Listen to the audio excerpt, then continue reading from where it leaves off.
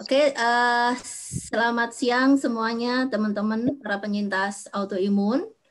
Kita akan segera mulai berbicara 1 jam dengan Dr. Agus Rizal. Beliau adalah dokter spesialis urologi. Beberapa hari kemarin saya menerima ada beberapa keluhan, ada beberapa WA yang berkaitan dengan pipisnya berbusa, tetapi belum pernah cek dan lain-lain, dan menanyakan saya harus bagaimana. Untuk yang bermasalah atau ingin tahu, atau tetangganya atau adiknya mengalami masalah sekitar saluran urin, ginjal dan sekitarnya, bisa dipersiapkan pertanyaannya. Dokter Rizal, ada materi yang mau di-share? Ada. Sebentar. Ya.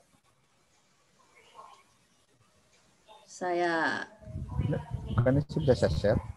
Sudah, udah. Oke. Baik dok, silakan untuk memperkenalkan diri terlebih dahulu. Mungkin dok, memang ini adalah sesi kedua ya, kita ngobrol dengan teman-teman penyintas autoimun. Tapi buat yang baru-baru mungkin belum kenal dok, bisa diperoleh dulu. Silakan. Maaf. Terima kasih. Assalamualaikum warahmatullahi wabarakatuh. Selamat siang, salam sejahtera. Terima kasih kepada komunitas autoimun. Ini istilahnya komodai ya. Jadi untuk kita berbincang-bincang lah ya, berbincang-bincang. Perkenalkan, nama saya Dr. Agus Rizal Hamid. Saya bisa dipanggil Dr. Rizal karena kalau dipanggil Dr. Agus, saudara saya semua namanya Agus. Jadi nanti begitu dipanggil Dr. Agus, semua saudara saya menoleh nanti. Saya berada menjadi staf di FKUI RSCM di bagian Departemen Urologi. Saya ingin berbicara, mungkin teman-teman merasa apa sih urolog gitu, karena biasanya orang banyak kenalnya adalah neurolog. Kita sering bertukar sering juga ditanyakan ya. Kemudian apa bedanya dengan nefrolog, apa ahli ginjal ya. Nanti saya akan menjelaskan di situ, walaupun kita juga saling mempelajari satu bidang ilmu dengan bidang lain, tapi memang nanti penanganannya akan berbeda. Kita sedikit berbicara, tentu diawalin di mana sih letak saluran kemih itu ya. Jadi kalau kita bicara saluran kemih itu dimulai dari ginjal. Ya, ginjal ini letaknya di pinggang ya, di atas. Ini kalau misalnya kita bicara ini bagian hati ya, di sini daerah lambung ya, di sini ginjal, tapi dia letaknya di belakang dari rongga perut, bukan di dalam perut ya. Jadi mendekati di tulang belakang. Kita normalnya adalah memiliki 2 ginjal, kanan dan kiri. Kemudian ada saluran ya, saluran namanya ureter atau saluran ureter ya, ini yang menghubungkan antara ginjal sama kandung kencing. Begitu juga sama yang normalnya adalah masing-masing mempunyai saluran. Kemudian adalah kandung kemih ya. Kandung kemih ini memang tempat penampungan urin ya. Jadi kalau kita saat ini kita sedang menampung urin nih, karena produksi urin kan selalu terus keluar. Nampung, kemudian kalau sudah waktunya pengen kebelet ke kamar mandi itu dikeluarkan.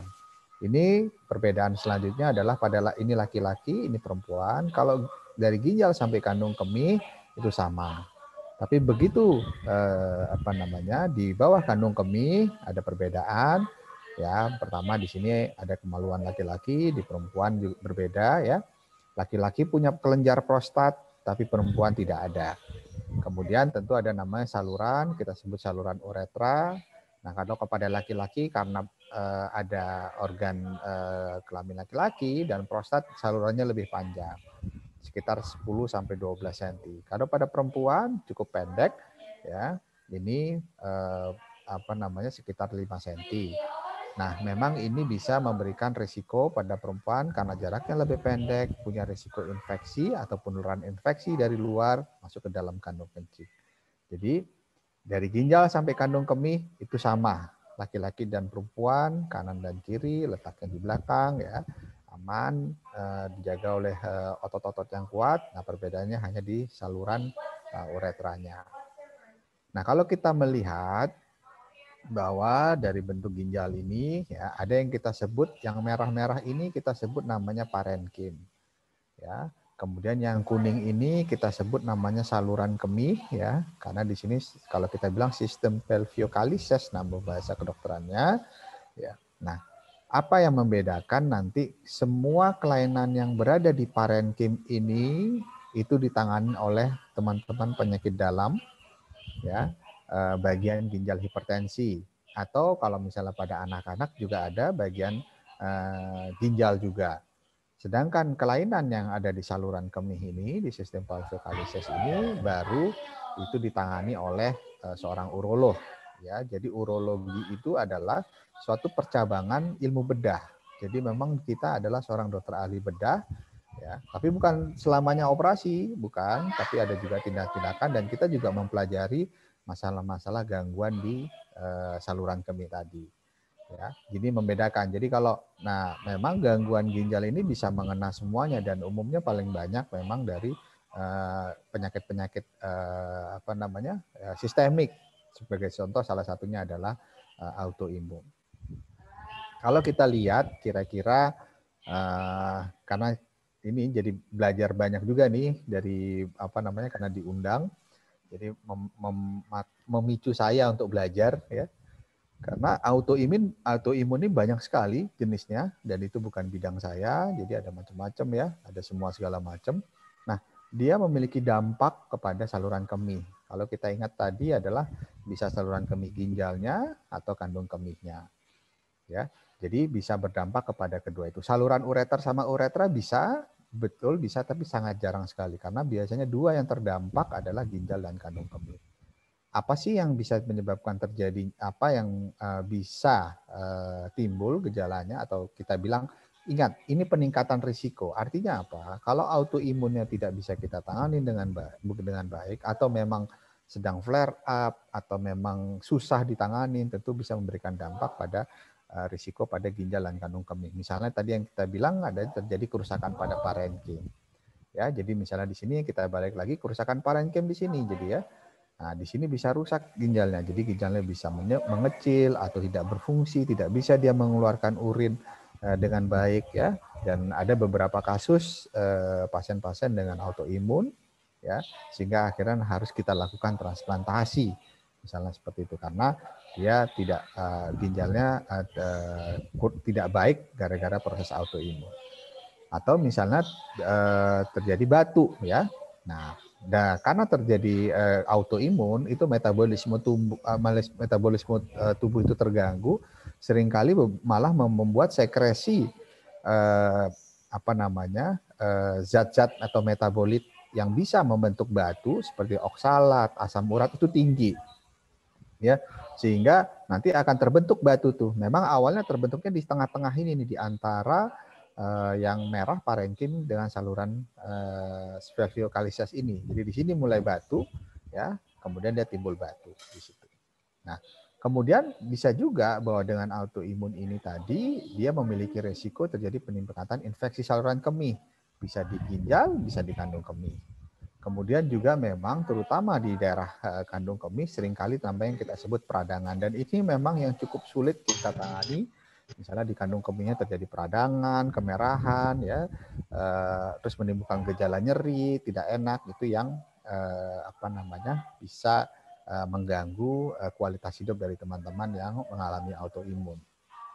Ini kembali lagi saya ingatkan bahwa perbedaan kita nanti mau kemana dulu, mau ke penyakit dalam yang bagian ginjal hipertensi atau nefrolog atau ke urolog, ya mungkin karena banyak yang takut karena ini ahli bedah misalnya, tapi kita juga mempelajari etiologinya atau penyebabnya saja. Kalau kita lihat bahwa penyakit-penyakit yang tadi kita bilang pada parenkim tadi, itu kita yang teman-teman nefrolog yang menangani. Kita lebih banyak yang ke salurannya, atau kadang-kadang sampai gangguan pada kandung kemihnya pun juga dari urolog juga bisa mengerjakan atau bisa menangani. Ini yang kita bilang penyakit-penyakit autoimun, ya, bisa menyebabkan terjadinya gagal ginjal. Memang teman-teman nefrolog memang lebih banyak untuk berbicara tentang terapi substitusi, yaitu kita sebut hemodialisis ya, atau CAPD atau peritoneal dialisis untuk kalau misalnya ginjalnya sudah terganggu. Nah, kalau bagi urolog karena ini kita tindakan operatif, tergantung sekali ya. Kalau misalnya ada batu saluran kemih, kita yang menangani. Kemudian kalau misalnya timbul benjolan, karena ada beberapa yang menyatakan bisa menimbulkan risiko ini ya, tapi bukannya mau menakut-nakutin, tapi ini sebuah dari literatur menyatakan demikian, tentu kita yang menangani dan bersama dengan teman-teman nefrolog kalau memang membutuhkan operasi transplantasi ginjal, ya ini kita bisa kerjakan bersama, ya, dari teman-teman nefrologi yang akan mempersiapkan, kemudian kita yang akan melakukan tindakan operasi, ya karena ada beberapa kasus ya kita tanya usia muda, ya begitu ditanya memang penyebabnya dari suatu autoimun yang menyebabkan kerusakan pada ginjal. Nah, apakah semua tindakan batu itu harus kita lakukan operasi? Ya, saat ini dengan penanganan yang terbaik, kalau kita menemukan batu kecil, ya ini yang kita bilang tadi di saluran vertikalises, batunya kecil, kita bisa tembak dari luar. Kalau bahasa istilahnya, kalau bahasa Inggrisnya pakai shockwave, ultrasound. Kalau kita bilangnya adalah kita tembak, kemudian dia akan pecah kecil-kecil, itu dia akan keluar dengan sendirinya. Jadi memang kita tidak masuk ke dalam, ya dengan teknologi terbaru kita tidak kita ambil, tapi kita harapkan dengan pecah kecil-kecil dia bisa keluar dengan salurannya sendiri. Nah, sebenarnya dengan pemeriksaan sederhana kita bisa melihat kelainan yang di ginjal. Ya, ini sebagai contoh, ya dengan USG itu aman, USG tidak menggunakan radiasi, ya. Jadi kalau tinggal ditempelkan saja di perut atau di daerah pinggang gitu ya, mau berkali-kali, mau tiap 5 menit kita lakukan USG, tidak ada masalah karena tidak ada efek radiasi. Nah, justru ini yang kita mengendorse kalau dari kita dari urologi, ya upayakan pernah melakukan USG. Kalau mau USG lengkap untuk melihat bentuk ginjalnya. Ya, nah ini bentuk ginjal yang sudah membesar, ya lihat di dalam sini sudah warna hitam, ini artinya isinya cairan. Ya, kalau isinya cairan seperti ini biasanya ada sumbatan. Ya, sumbatan ini yang harus kita cari. Ya, apa penyebabnya? Tadi yang bilang dari saluran ureter tadi, apakah ada gangguan atau di kandung kemihnya ada gangguan, kita mesti cari. Atau misalnya juga ginjalnya ternyata sudah mengecil. Ya, ini dengan USG kita bisa kita lihat. Jadi dengan teknologi yang kalau kita bilang sederhana dan tanpa radiasi yang aman buat teman-teman, itu kita bisa evaluasi dengan baik. Nah, apa yang kita sarankan tentu dari bidang urologi dan nefrologi, ya evaluasi rutin, ya sebenarnya juga medical check up saja. Ya, misalnya fungsi ginjal kita bisa periksa ini dari darah dan asam urat. Kemudian urinalisa tadi, kalau tadi Bu Ganis bicara tentang urinnya berbusa gitu ya, ya kita pastikan dulu apakah ada gambaran infeksi atau ada gambaran lain yang harus kita perhatikan karena kadang-kadang berbusa itu gambaran subjektif ya. Jadi nanti kita bisa diskusikan lebih lanjut, tapi kita bisa lihat dengan cek urin. Ini yang tadi kita sarankan ya, USG ginjal dan kandung kemih ya tentu perlu kita evaluasi dengan baik. Saya rasa demikian dulu.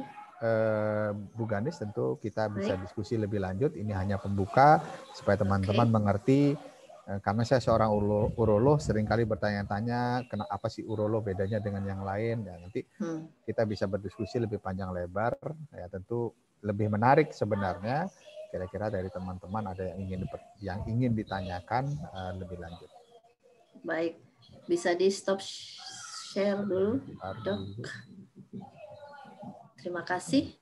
Teman-teman silakan apabila ada yang ingin ditanyakan, bisa open mute-nya atau mengangkat tangan. Ada yang ingin bertanya? Sambil menunggu, saya buka dengan pertanyaan saya. Dok, ini teman-teman penyintas autoimun itu kan banyak mengkonsumsi adalah pada saat-saat dibutuhkan, mereka akan banyak mengkonsumsi suplemen. Suplemen baik vitamin, terutama vitamin D, kemudian ada suplemen. Mungkin Mbak Dewi bisa bantu saya, jenis suplemennya apa Mbak Dewi untuk menambahkan informasi kepada Dr. Rizal yang biasa dikonsumsi oleh teman-teman? Atau Mbak Tanti? Silakan dibantu Mbak Tanti. Biasanya Fit D3, multivitamin, itu biasanya kita wajib untuk minum, Mbak Ganis. Oke, itu ada efeknya nggak, Dok, dengan pembentukan batu atau bagaimana secara awam? Gitu. Terima kasih. Betul sekali ya. Jadi kalau kita melihat proses pembentukan batu itu tergantung dari apa yang kita keluarkan dari urin sama yang cairan atau komposisi urin di dalamnya. Nah, memang benar sekali suplemen yang diminum apabila berlebihan itu meningkatkan risiko terjadinya pembentukan batu. Tapi ini yang berlebihan ya. Memang banyak sekali sih suplemen dan saya rasa ini perlu didiskusikan dengan teman-teman dari penyakit dalam yang menangani teman-teman ya, suplemen mana yang aman, kemudian juga bisa juga berkonsultasi dengan dari gizi klinik, spesialis gizi klinik ya. Karena sebagai contoh gini, vitamin suplemen C itu tidak disarankan untuk minum lebih dari 2 gram sehari. Ya, karena itu sudah datanya menunjukkan vitamin C lebih dari 2 gram, dia meningkatkan risikonya terjadinya batu. Nah, begitu juga kalsium, ya hati-hati karena memang cukup banyak batu-batu yang terdiri dari kalsium. Tentu ada hitungannya, berapa orang yang memang perlu dan berapa dosis terapi yang diperbolehkan. Ya. Jadi kalau saran saya hati-hati sekali bahwa misalnya mendengar, mohon maaf nih ya, ada yang menawarkan, oh ini bagus nih suplemen dari dari siapa, bahwa kita remisi apa segala macam gitu ya, itu sangat hati-hati. Kenapa? Karena semangat ingin sembuh, jadi semua suplemen yang dimasukkan itu malah terjadi malah menjadi masalah bagi kita. Tapi ingat sebenarnya.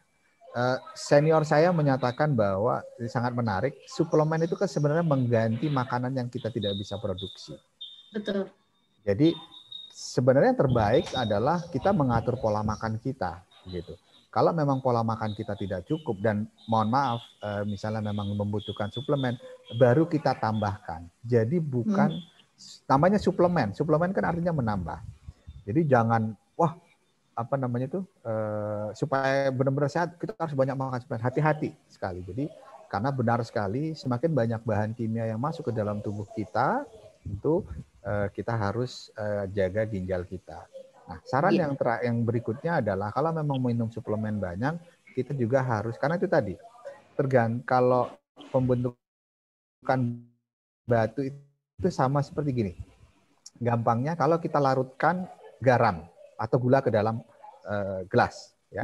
Jadi kalau kita tambah terus konsentrasi garam atau gula ke dalam air, itu pertama-tama kan bisa kita kan bisa larut, tapi semakin banyak konsentrasi yang terlarutnya, ya itu makin terbentuk atau tidak bisa diserap dia. Nah begitu juga sama. Kalau kita makin banyak suplemen, kita harus minum air yang cukup. Jadi supaya tadi tidak terkumpul di ginjal, terus kita bisa keluarkan dengan kita minum cairan yang cukup. Itu yang perlu penting kita pikirkan. Cuman memang hati-hati, kembali lagi mengenai fungsi ginjalnya. Kalau fungsi ginjal dari laboratoriumnya normal, ya itu kita bisa sarankan 2-3 liter per hari. Tidak lebih dari 3 liter. Kenapa? Kembali lagi, sesuatu yang berlebihan tidak bagus. Kenapa? Kalau air yang masuk terlalu banyak, nanti bisa terjadi gangguan elektrolit. Kadar natriumnya berubah, menurun, malah menimbulkan efek jangka panjang. Jadi yang kita sarankan 2-3 liter per hari. Tapi kalau fungsi ginjalnya terganggu, mohon maaf misalnya kreatininnya di atas 2 atau kreatininnya di atas 3, begitu ya. Memang sudah ada gangguan ginjalnya, ini hati-hati karena minum berlebihan nggak bisa dikeluarkan, malah jadi bengkak. Jadi memang harus kita personal. Jadi tidak bisa kita samakan antara satu orang dengan orang lain. Itu nggak bisa kita samakan. Jadi, saya bisa minum kok 3 liter, bisa. Misalnya. Atau pelari pun misalnya boleh minum sampai 4 liter, boleh kalau dia sedang berolahraga. Atau misalnya dia nge-gym gitu ya. Tapi kalau kita yang cuma di rumah karena lagi fase begini, nggak perlu sampai 4 liter, malah bisa terjadi resiko kelainan yang lainnya. Gitu. Oke. Berarti yang sering teman-teman lupa itu adalah bahwa suplemen, jangan lupa, itu adalah bahan kimia ya dok ya.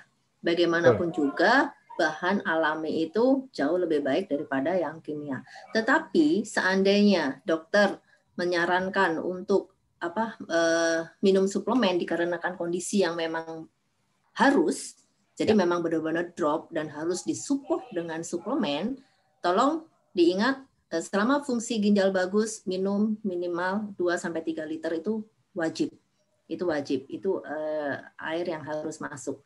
Nah itu. Kemudian saya bacakan ada dari chat teman-teman ini, ada yang bertanya. Sebentar, tadi yang pertama itu dari Mbak Lina. Dari Mbak Lina, sebentar. Dari Mbak Lina,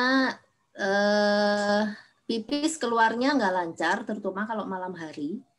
Di akhir pipis keluarnya pelan sekali. Kenapa, Dok?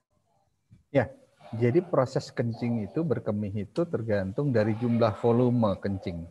Ya, jadi kalau kita bilang ini tabung, ini salurannya, ya. Kalau pompanya bagus atau misalnya gini, kalau dia jumlah urinnya optimal, tentu pancarannya bagus. Ya, nah kadang-kadang kalau jumlahnya sedikit, ya itu kan seperti pompanya juga tidak terlalu kuat tekanannya, sehingga memang seringkali pancarannya menjadi lemah. Yang terpenting adalah apakah itu mengganggu teman-teman atau tidak. Nah, kita punya alatnya, pemeriksaan namanya pemeriksaan pancaran kencing, ya. Itu dengan tidak perlu persiapan macam-macam, ada alat khusus, ya, tinggal duduk di situ, kemudian berkemih, kita lihat pancarannya, kita evaluasi. Tapi itu tadi, kalau kita harus butuh jumlah urin yang cukup. Ya, misalnya kalau kita bilang 150-200. Nah, ini kita khawatirnya adalah kalau malam-malam memang minumnya kurang, kemudian pingin pipis, ya memang pasti lemah pancarannya.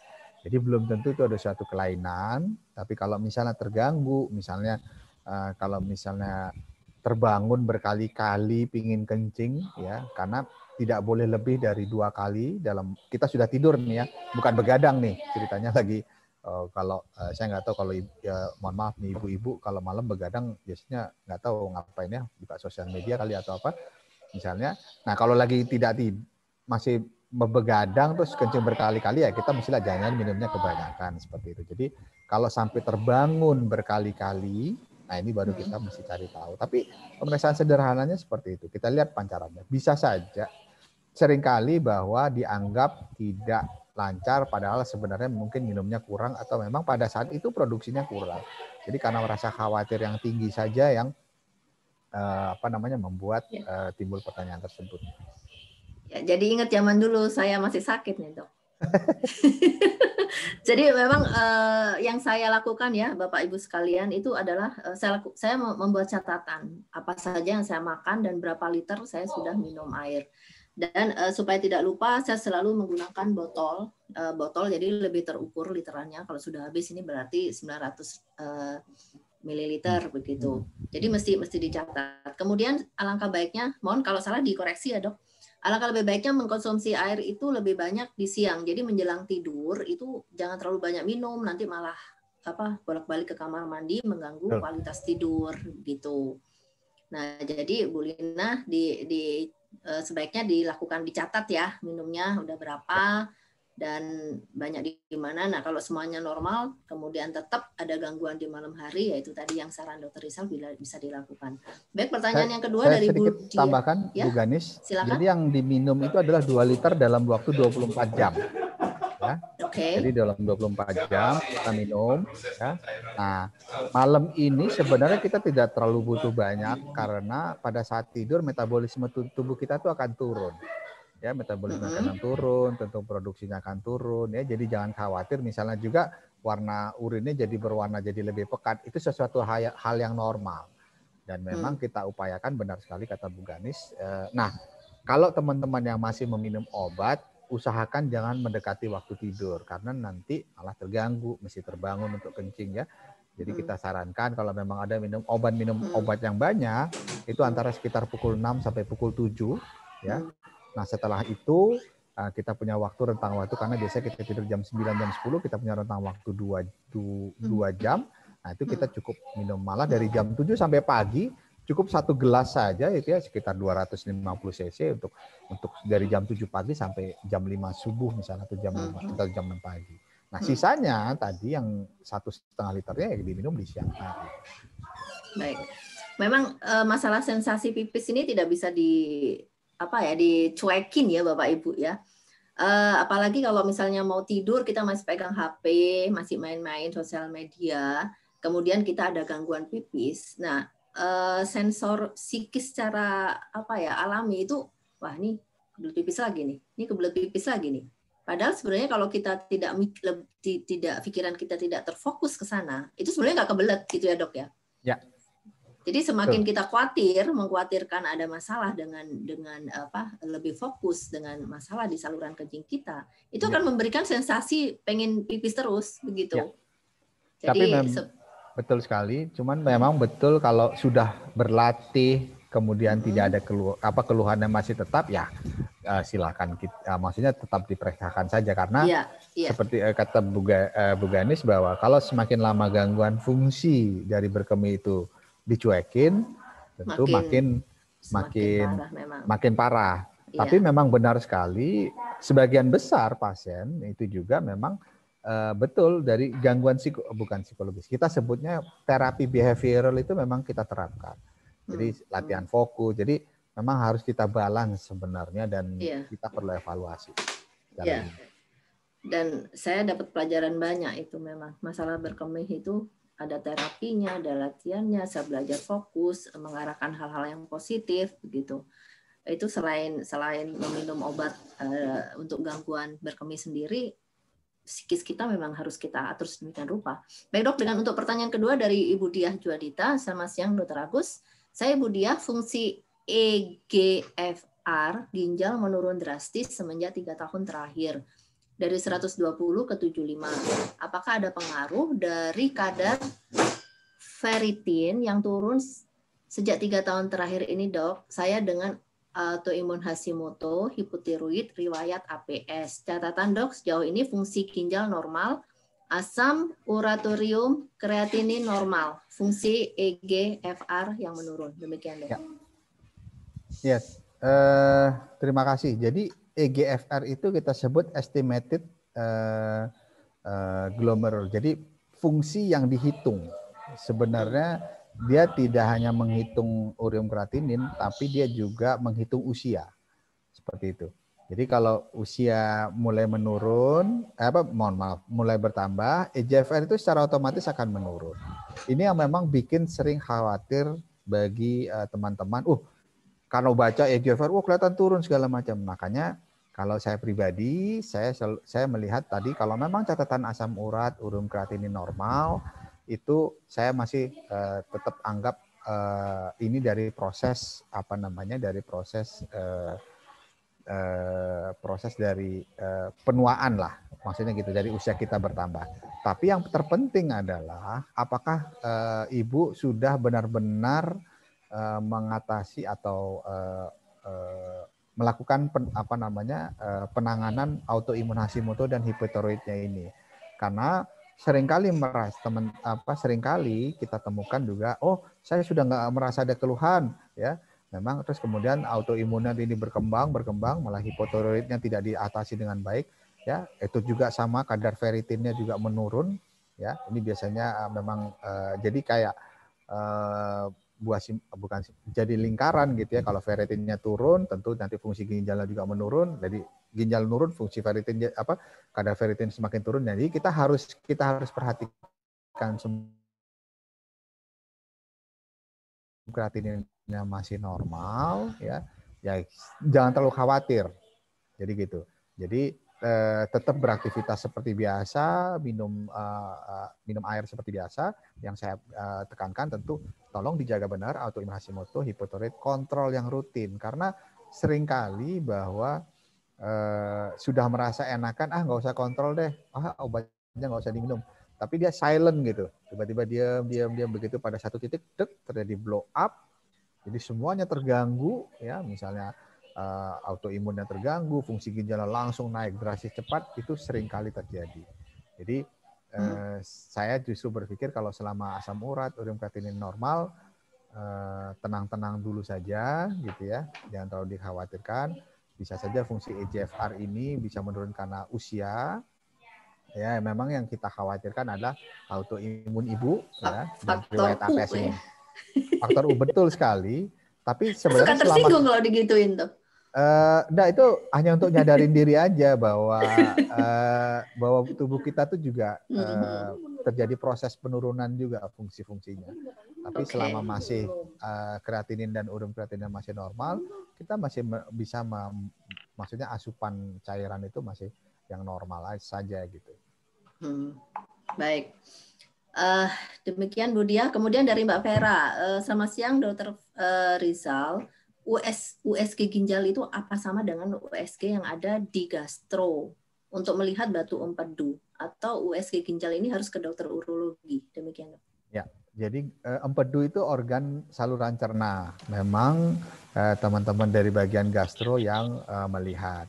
Dan ini berbeda. Tadi ginjal itu berada letak di belakang. Kalau empedu itu kalau ginjal itu di belakang, kalau empedu itu di perut. Sebenarnya sih siapa saja bisa mengerjakan. Teman-teman gastro pun begitu. Karena empedu sama ginjal itu sebenarnya berdekatan.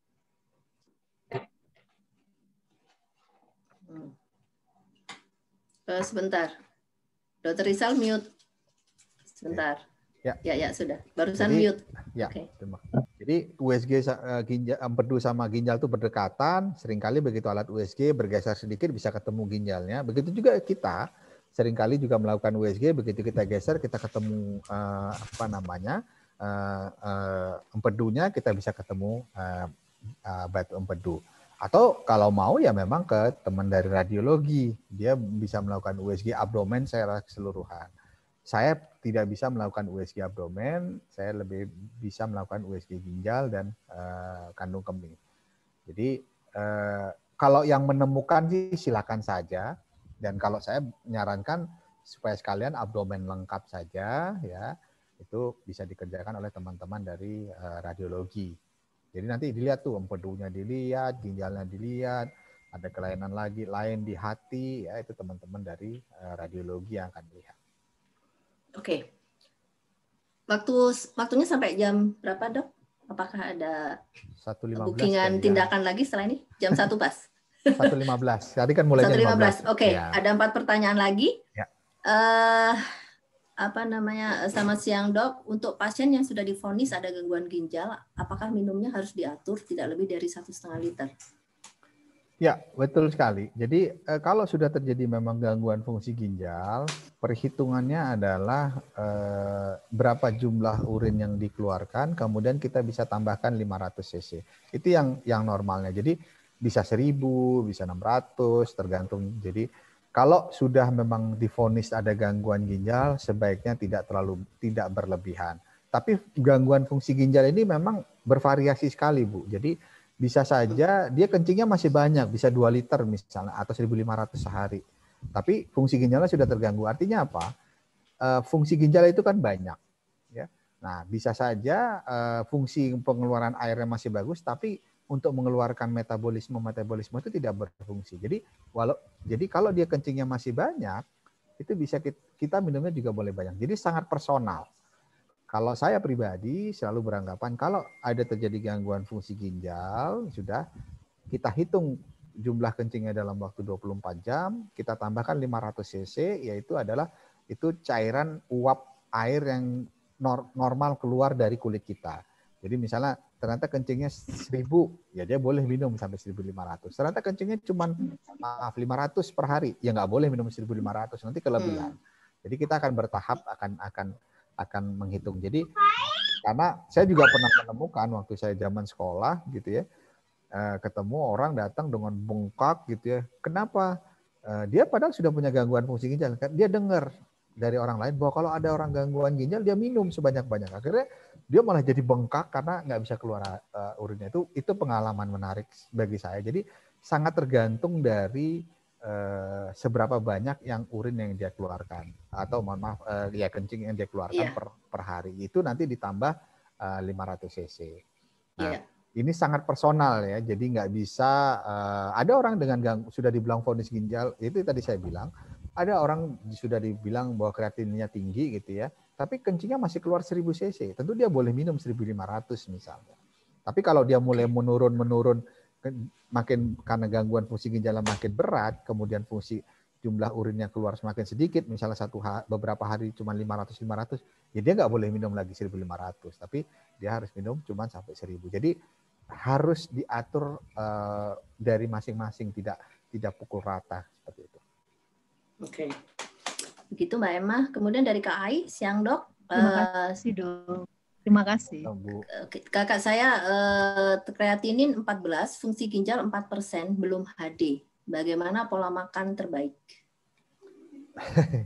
Saya belum pernah dengar ini kreatinin 14 tidak dicuci darah ya. Karena saya tidak mengerti dokternya kenapa belum. Karena mohon maaf nih, jangan-jangan kakaknya yang belum mau cuci darah. Jadi karena kreatinin sudah di atas 10 itu sudah sebenarnya berbahaya. Harus cuci darah ya. Okay. Apalagi fungsi ginjal sudah di bawah 5%, itu artinya kalau memang benar dihitung dengan pemeriksaan yang tepat, itu memang sudah artinya stadium atau kita sebut stadium 5 dari fungsi gagal ginjal. Nah, yang jadi sulit memang pola makan yang terbaik apa? Karena fungsi ginjal ini banyak sekali gitu loh. Dalam artian yang tentu disarankan adalah yang memang sama sepertinya, prinsipnya adalah makan sehat. Tentu ya kurangi garam ya, kurangin protein yang dari dari binatang gitu ya. Tapi kalau sudah begini cukup sulit kalau saya memberikan saran, karena teman-teman dari nefrologi yang jauh lebih mengerti atau teman-teman dari gizi klinik. Karena kalau bagi saya kalau udah kreatinin 14 ini harusnya sudah di HD dan tidak bisa permasalahan dari ginjal ini dia tidak bisa kembali normal. Itu yang jadi masalah adalah dari 4% naik kembali lagi menjadi 10% tidak. Jadi kalau sudah begini sebenarnya terapinya adalah terapi substitusi ginjal, entah itu cuci darah atau transplantasi ginjal. Oke. Nyambung ke pertanyaan Bu Litwina, Dok. Itu apa yang menyebabkan hasil lab ada proteinnya itu apa sih? Ya. Dalam keadaan ya memang seharusnya dalam keadaan normal protein itu harusnya negatif, tapi kembali kita lihat kadang-kadang dalam keadaan infeksi ya itu bisa terjadi protein ada, tapi yang paling penting jumlahnya sedikit. Kalau misalnya protein yang dalam jumlah positif 3 gitu ya atau banyak sekali, itu biasanya terjadi kebocoran pada ginjal. Jadi ginjal itu kan berfungsi menyaring. Ya, dia menyaring. Jadi protein itu kalau kita namanya saringan itu kan ada jarak-jaraknya ya. Nah, protein berat molekul atau besarnya protein itu gede. Harusnya dia tidak tersaring dengan ginjalnya. Tapi karena ada kebocoran, dia jadi lebih lebar begitu, ya. Dia bisa lebar. Tapi ini sangat tergantung protein karena bisa saja ada protein tapi jumlahnya sedikit, kadang-kadang sering terjadi pada saat infeksi saluran kemih bisa ditemukan protein. Nah, yang perlu kita hati-hati kalau jumlah temuan proteinnya misalnya positif 3 atau udah banyak kemudian diulang beberapa kali masih positif tinggi, itu hati-hati sekali misalnya terjadi kebocoran pada ginjalnya. Jadi indikasinya antara ISK dan kalau tinggi sekali ada kebocoran ginjal ya, Dok. Itu yang baik, dari Mbak Irma. Siang Dok, izin bertanya mewakili dari teman saya penyintas lupus. Beliau sempat lost control selama 1 tahun dan dalam 1 minggu perutnya membengkak dan sesak nafas, dibawa ke UGD dan opnam. Sedot cairan di perut dan paru sebanyak 2 liter. Dokter yang merawat menyebutkan ada masalah albumin di urin dan merujuk ke urologi. Check out rumah sakit, perut kembali sedikit membengkak, bahkan kakinya pun bengkak hebat, paha bawah.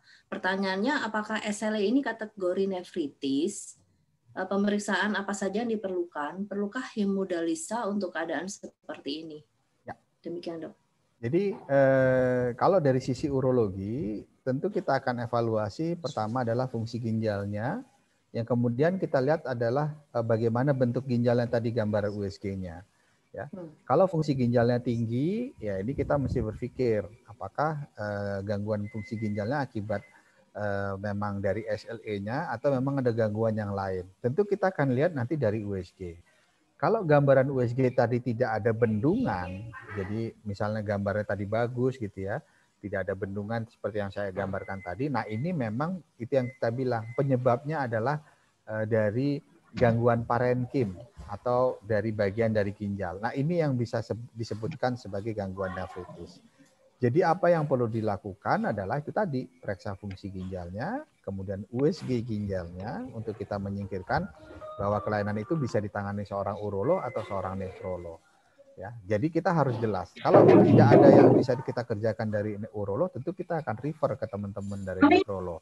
Nah, teman-teman nefrologi lah yang menentukan perlu hemodialisa atau tidak. Ya, biasanya kalau sudah sampai terjadi pembengkakan, sesak nafas, itu biasanya membutuhkan cuci darah. Karena kalau kita biarkan sesak nafas, ya orangnya nggak bisa bernafas kan. Jadi cairan itu harus kita sedot dari tadi dengan cara cuci darah.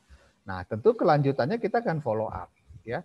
Nah, mudah-mudahan kalau SLE-nya bisa ditangani dengan baik. Nah, cuman sayangnya ini nih, itu yang mohon maaf saya selalu mengingatkan teman-teman, sudah lost follow up setahun, ya kan sayang kan. Padahal dia sudah tahu dirinya ada SLE. Setahun merasa enak. Padahal ini sangat penting sekali bahwa bagaimana kita menangani autoimun gitu loh. Ini mungkin saya sedikit berbicara karena kita menangani juga transplantasi ginjal. Saya tidak terlalu memperdalam, tapi kita punya pengalaman karena transplantasi ginjal itu sangat membutuhkan obat-obat autoimun ya untuk mencegah supaya karena ginjal orang asing yang dimasukkan ya itu untuk mencegah itu sangat tergantung dari kepatuhannya, dan saya rasa juga autoimun juga sangat tergantung dari kepatuhan. Seperti Bu Ganis, sebenarnya saya bukannya mau iniin Bu Ganis ya, tapi kalau kita lihat waktu zaman Bu Ganis kayak saya tanganin beberapa tahun yang lalu itu berbeda sekali dengan sekarang. Ya, yang paling penting memang penanganan dari SLE-nya. Tapi memang kita juga mengakui ada beberapa teman-teman yang walaupun sudah ditangani dengan baik, SLE-nya tetap progresif, ini memang ada sebagian kecil yang bisa terjadi seperti itu. Tapi yang paling utama adalah kita harus tangani autoimun dengan baik. Ya, ini yang kalau saya mohon maaf, loss control selama setahun ini yang mohon maaf sekali itu membuat kita sedih. Yang akhirnya sudah jatuh ke dalam kondisi yang lanjut, kalau misalnya kondisi ginjalnya tidak bisa kita tangani, tidak bisa diapa-apakan, tentu akhirnya kembali hanya bisa cuci darah atau misalnya transplantasi misalnya. Iya. Gitu. Jadi yang dimaksud loss control ini beda dengan remisi ya Bapak Ibu ya. Apabila Bapak Ibu melihat kondisi itu masih harus dalam perawatan, dimohon untuk tetap disiplin berkomunikasi dengan dokter yang merawat. Dan ini untuk saya katakan dengan serius. Jadi Dr. Rizal benar, tahun 2016-2017 kondisi ISK saya sangat parah dan harus menggunakan kateter sampai setengah tahun lebih ya Dok. Karena gangguan berkemih itu benar-benar sangat mengganggu. Jadi saya tidak bisa menahan pipis dalam waktu, jadi begitu terisi sedikit itu sudah sakit sekali. Jadi kan tidak mungkin saya bolak-balik ke kamar kecil untuk melakukan kegiatan secara normal. Dan memang benar setelah autoimun itu harus, kalau kita punya autoimun beda dengan gangguan berkemih atau ginjal yang bukan autoimun. Itu memang bisa hanya fokus mengobati ke masalah ginjal atau gangguan berkemihnya. Tetapi untuk yang autoimun itu memang harus ditangani dengan serius. Begitu autoimun kita membaik, imunnya adem, itu akan ikut membaik pula gangguan-gangguan yang dialami tadi. Mungkin itu garis merahnya yang perlu saya tekankan. Kemudian pertanyaan berikutnya, sebentar. Ini. Oh ya, saya mau ingin menambahkan, mohon maaf ini teman-teman bukannya mau menggurui atau mengajari bahwa sebenarnya yang menentukan remisi atau tidak itu kan dokter. Ya, artinya kita yang menentukan karena saya mau ini. Semua bidang ilmu sama lah. Setuju Dok, setuju. Semua bidang ilmu yang menentukan, misalnya ahli ekonomi, ahli hukum yang menentukan ekonomi itu bagus atau tidak bukan saya, tapi teman-teman ahli ekonomi. Begitu juga sama. Hati-hati sekali merasa bahwa teman-teman itu merasa remisi. Karena merasa sehat, enak. Padahal begitu diperiksa laboratorium itu terjadi permasalahan. Jadi kembali lagi saya ingatkan bahwa istilah remisi ini mohon maaf itu teman yang menentukan. begitu. Ya. Saya sangat setuju merasa enakan segala macam, tapi seringkali di balik keenakan itu sebenarnya autoimunnya sedang bergerak bagaimana gitu. Tentu teman-teman dari alergi imunologi yang lebih mengerti pemeriksaan apa yang diperlukan, kapan dibilang remisi, kapan tidak gitu. Ya, setuju sekali. Jadi dulu yang merawat saya itu adalah bermitra antara Dr. Agus Rizal dengan Prof. Iris sebagai spesialis KAI. Kemudian apabila waktu itu hasil dari masalah ginjal saya sudah membaik dan Prof. Iris secara pelan-pelan menurunkan dosis mefortik waktu itu sampai akhirnya beliau Bu Gani sudah boleh nggak minum lagi. Jadi memang betul jangan memutuskan secara sendiri dan sepihak untuk menghentikan pengobatan tanpa pengawasan dokter. Ini penting banget karena autoimun itu masalah hormon. Kadang-kadang tubuh kita belum siap menghasilkan dan kita sudah menghentikan terapi itu akan sangat berbahaya. Baik, untuk pertanyaan berikutnya dari Ibu Bu Litwina sudah, Bu Dia. Proses penuaan juga pengaruhnya ini yang tadi ya? Iya, jadi penjelasan tadi. Dan tadi suplementasi iron sudah oke. Ini yang tadi ya. Oke, terapi urin Bu Litwina nih. Terapi urin itu apa ya, Bu Litwina? Urinnya diminum lagi katanya. Iya. Urinnya diminum lagi, mohon penjelasannya dok. Saya mohon maaf, saya bukan mau menggurui, saya bukan ahli agama, dan mohon bagi teman-teman yang bukan beragama Islam, saya juga tidak bisa menjelaskan. Jadi urin itu kita anggap seperti sesuatu yang najis bagi agama Islam kita, gitu ya. Saya nggak tahu. Jadi Tuhan itu menciptakan sesuatu pasti ada tujuannya. Jadi saya masih menganggap karena urin ini bagian sesuatu yang najis, saya tidak pernah terfikir karena urin itu mengeluarkan metabolit yang juga sebenarnya berbahaya bagi kita. Jadi kalau kita minum lagi, nah ini tentu saya masih menganggap itu tidak recommended ya. Tidak tempatnya, karena makanan yang baik, yang bersih itu adalah masuk lewat mulut, kemudian kita keluarkan melalui dua saluran urin dan saluran usus, ya. Dan itu sesuatu yang sudah tidak diperlukan oleh tubuh kita. Jadi kalau dimasukkan lagi, saya masih menganggap itu bukan sesuatu. Dan logika sederhananya saya saja adalah begitu kita terkena urin saja itu suatu hal yang najis. Ya boleh sih mau berdebat secara agama, itu kan kalau terkena, kalau diminum bagaimana? Saya masih tetap beranggapan seperti itu. Jadi dan kita juga kalau dari urologi juga tidak pernah terfikirkan untuk melakukan terapi itu ke depannya, karena itu sesuatu adalah metabolit yang sebenarnya kita ekskresikan yang tidak dibutuhkan oleh tubuh. Gitu. Oke. Mungkin saya tidak belajar ilmu kedokteran juga, Dok, tapi pernah ingat dulu ada pelajaran biologi bahwa sesuatu yang tidak dibutuhkan itu akan dikeluarkan, misalnya dari nafas itu mengeluarkan karbon dioksida, kemudian mengeluarkan keringat dari dari pori ya, Dok. Ya. Kemudian dari dua saluran yang di bawah itu BAB dan berkemih, dan itu artinya tubuh sudah tidak membutuhkan. Dan memang kalau secara logika, kalau autoimun ini membutuhkan asupan makanan bergizi, sehat, dan cara olah yang benar. Cara olah yang benar. Nah, kita pasti akan mencuci dari hal-hal yang bersifat itu disebutnya juga kotoran begitu. Jadi itu mungkin penjelasan secara logika dan ilmiahnya tadi oleh Dr. Risa sudah dijelaskan bahwa secara itu adalah buangan dari metabolik. Baik, pertanyaan. Kalau saya paling gampangnya kalau disuruh milih orange juice atau terapi urin, saya milih orange juice lah. Sama-sama kuning. Sama-sama kuning, tapi gampang begitu. Kalau disuruh milih ya saya lebih milih minum orange juice. Ada vitamin C-nya, ya, ada banyak nutrisi yang lebih lain. Enak. Iya. Apalagi jeruk, mohon maaf, bukannya satu daerah, jeruk Pontianak itu yang fresh itu kan enak banget gitu. Ya, baik. Jadi begitu betul Bu Emma. Jadi ini ahlinya yang menjawab ya sekarang ya. Kalau saya yang menjawab ya bukan ahlinya. Jadi terapi urin sudah dijawab oleh ahlinya, ahli urinnya. Baik, dari chat sudah saya bacakan semua. Apakah ada yang mau bertanya langsung? Saya berikan ke satu penanya. Ini sekarang jam 13:03. Mungkin kita akan tutup untuk satu penanya, satu atau dua. Silakan dibuka mikrofonnya, di-unmute.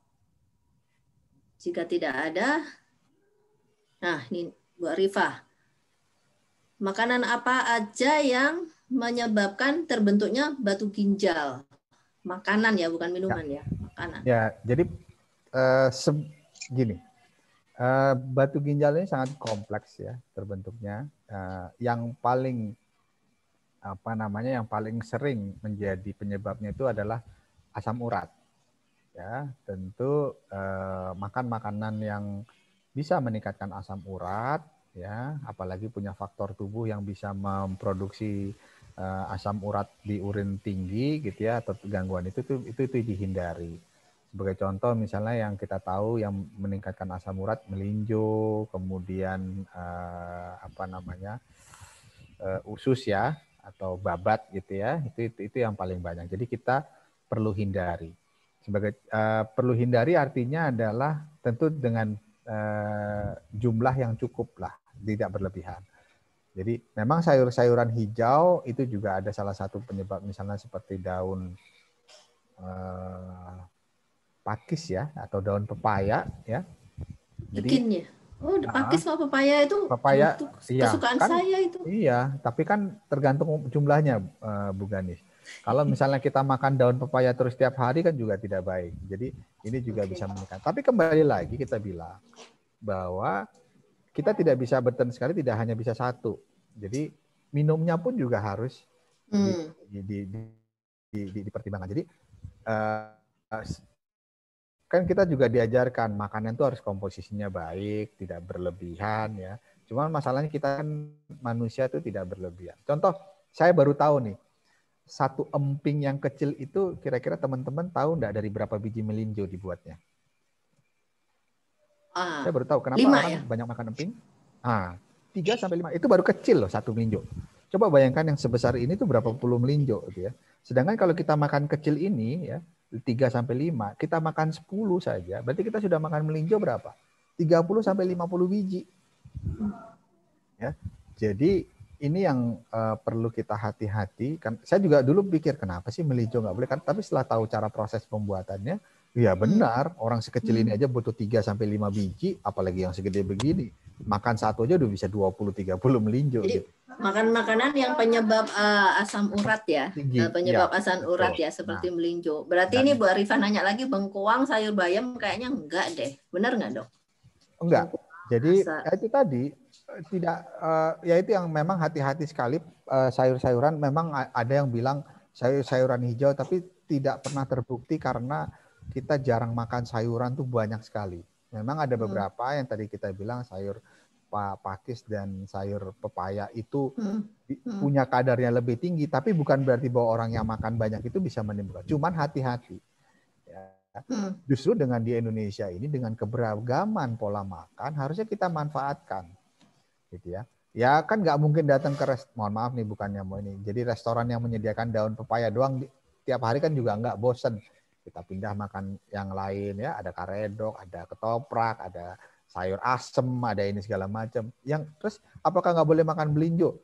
Saya juga tidak bilang tidak, karena sekarang yang bukan berarti harus dihilangkan sama sekali, tapi nanti tahunya nyuri-nyuri, malah makan lebih banyak gitu ya. Yang paling penting adalah makanan yang seimbang, karena hampir sekarang semua penyakit membicarakan adalah keseimbangan, ya.